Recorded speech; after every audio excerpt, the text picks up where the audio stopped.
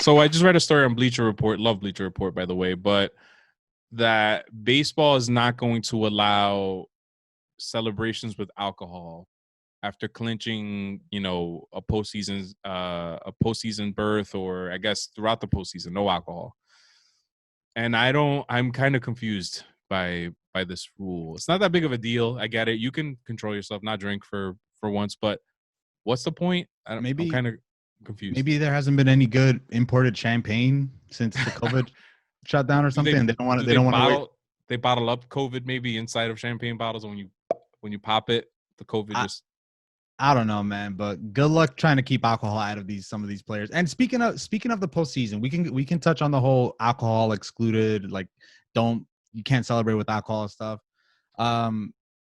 Speaking of that, there's going to be how many series to get to the World Series? So if you go to WTTSpod.com, or if you want to just go through Bleacher Report.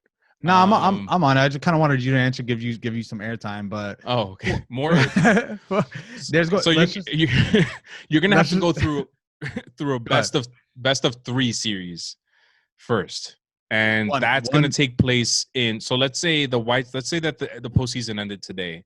It's the White Sox versus the Yankees. The Yankees would have to go to Chicago to play the White Sox for 3 games. There's no traveling back to New York. All the games take place in Chicago, and then after that.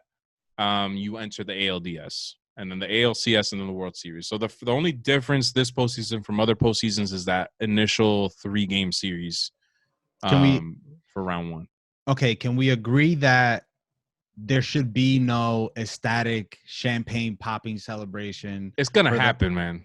But do we both agree that that's just cheesy to celebrate? It's cheesy, but we've seen since the second wild card was introduced, people are celebrating making the second wild card. The Yankees did, I think, a couple years back in a 162-game season.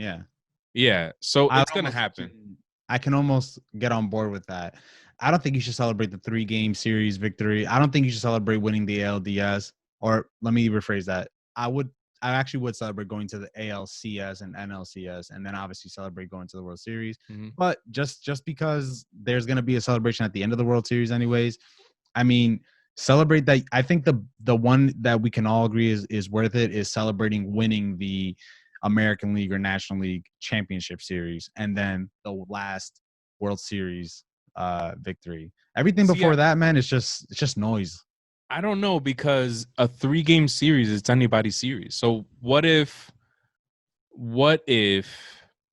And again, let's look at the NL. What if the Giants upset the Dodgers in a 3-game series? You don't think they're going to celebrate? No. I feel like I had to reword what I said. Celebrate. Go for it. Celebrate. Put the goggles on and hand out T-shirts and pop champagne. No, fuck that. Like. Don't waste that shit. Take your champagne home and pop it at your house, man. I don't want to see this fucking nothing of a celebration like it's the Olympics, and I don't know. I don't even know. The Olympics even celebrate like that? I don't know. It's not going to happen because don't celebrate it the way that you celebrate ALCS's Championship Series and World Series. Don't stop.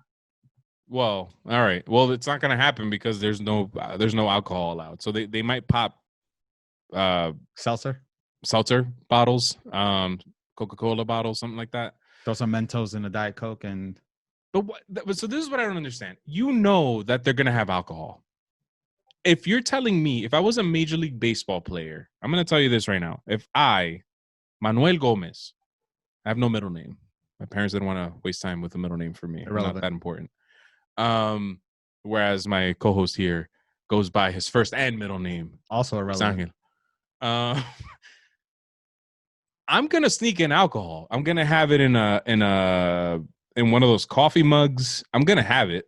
Depending on what state I'm in, I'm sneaking in more than alcohol, man. Let's be honest. Let's be honest.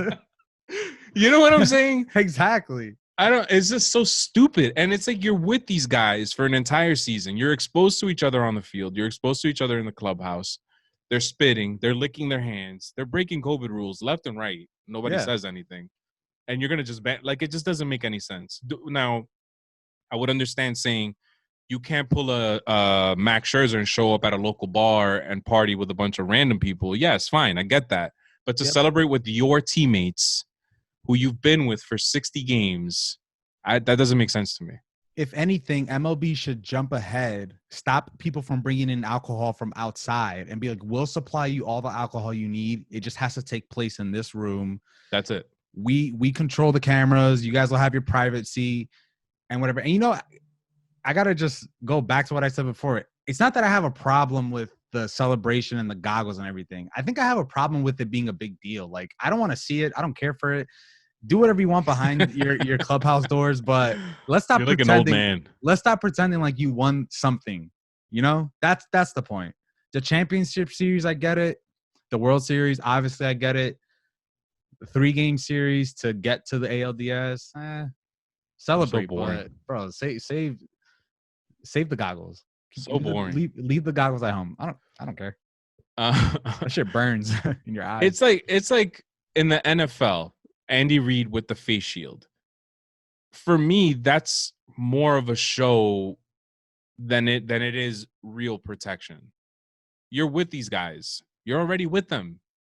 You know what I mean? So why are you wearing the face shield? Same thing with the NBA. They're in a bubble, and when a reporter interviews a player, they're holding a boom mic, and the player's standing like 10 feet away. It looks weird. Have you seen this? Yeah, it's awkward.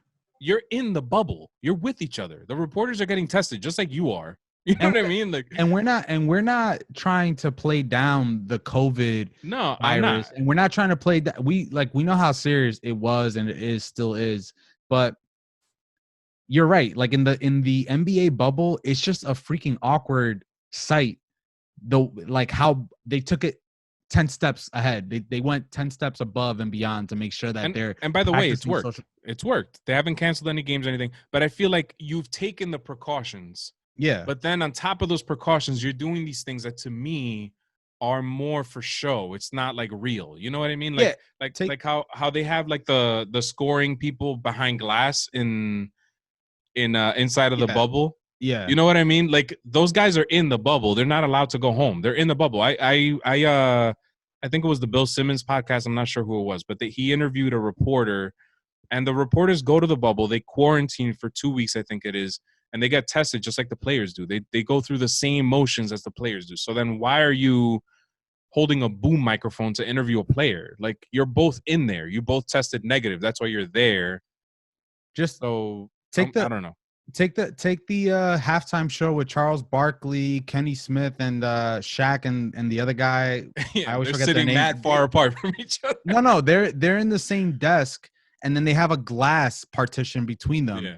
I'm like, what's the point of that? And then watching the NFL games yesterday, the show that they do on CBS, these guys were sitting like in stools like 6 feet apart. I'm like, all right. We get it. You guys are practicing social distance, but I'm pretty sure all you guys know you don't have the virus. Yeah. And this is unnecessary. Like it's like the Joe Rogan podcast. He tests his guests because he does his interviews in person. But that once he gets the test is done, he's not putting up a big partition between him and the guest because you just tested yourselves. You're COVID negative. I just don't get it. I appreciate the sentiment because in this country it's become political to wear masks, which is stupid. So yeah, I appreciate the sentiment, but we're not dumb. Like I understand. Yeah. You're in a bubble. Why are you still fucking doing this shit? The NBA one is more annoying than the other one, but you're absolutely right, man. Yeah. In baseball, I could understand it a little more, like the umpires wearing a mask or whatever, because they're not in a bubble. I don't know how often they're being tested. They're shouting shit, so the droplets are going everywhere. You know what I mean? There's already been several breakouts, and you're right. There's rules in place, but they're still spitting. They're still high-fiving. They're still celebrating. Right. No hitters. What I don't understand is why the manager has to wear a mask because he's like his team.